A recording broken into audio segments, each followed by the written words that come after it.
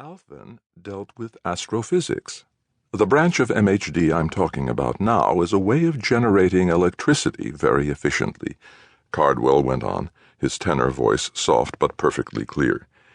An MHD generator can produce a lot of power in a relatively small piece of equipment. Jake nodded. Lev was up to something, he knew. The old man didn't just chat to pass the time of day. He had some purpose in mind.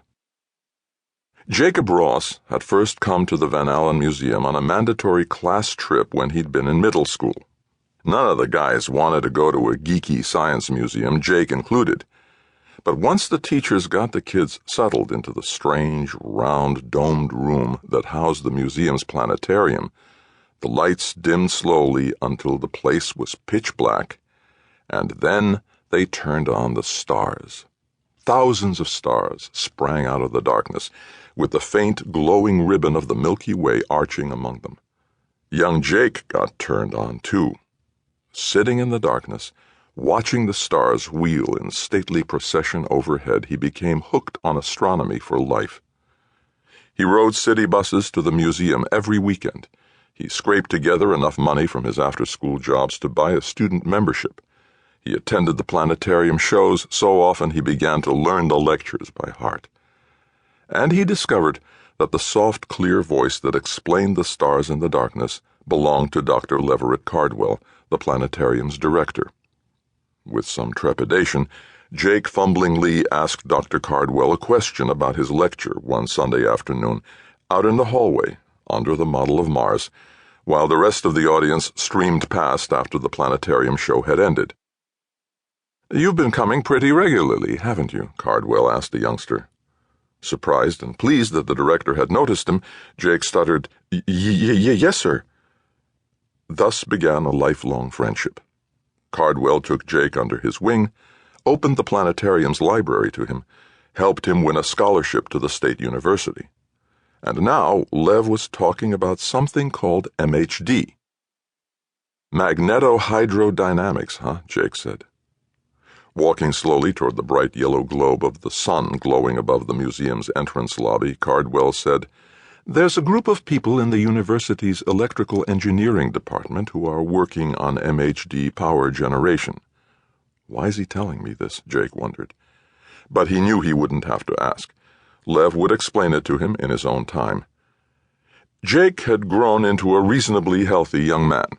Scrawny as a child, picked on by the neighborhood bullies, he'd worked hard on homemade exercise equipment to build himself up.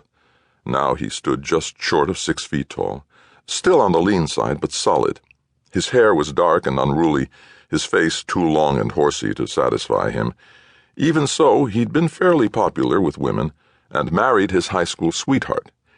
But since his wife's fatal car accident, he'd kept to himself.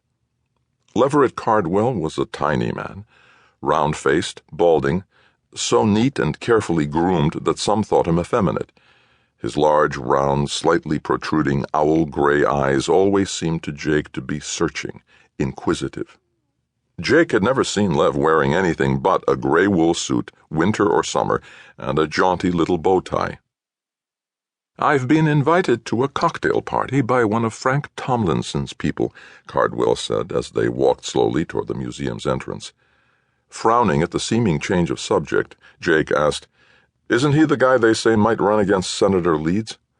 Cardwell nodded, his smile turning almost impish. "If Tomlinson decides to run, he's going to need somebody on his staff to advise him about science.